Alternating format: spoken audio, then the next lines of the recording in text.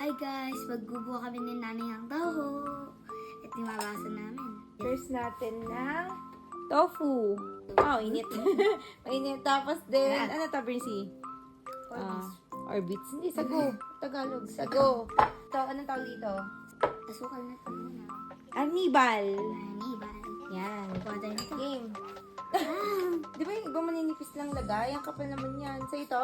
Bubuksan. Abakan mo, ikaw maglagay nun sa'yo.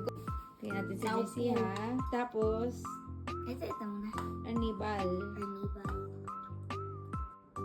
Ang tamis na yun. Parang sauce na sauce. Diba? Kaya ito naman. Pwede pa yun eh. Satisfying. Daming sugar. Lagyan mo pa ng taho. Anong taste? From daw ba? Try ko ba? Game. Ako naman Si nanay Sa naman. akin, ha? Yan. Okay.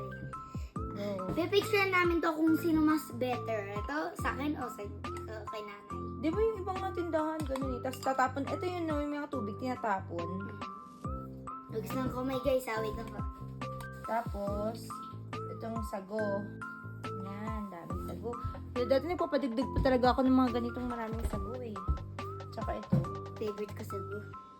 Pakita natin yung gawa natin muna. Okay, ito yung sa akin. Parang halagang 5 pesos. Tapos ito yung kay Brinsley. Oh my God, ang daming tamis! Parang 20 pesos na to. Tikiman time! Taste natin. Mmm!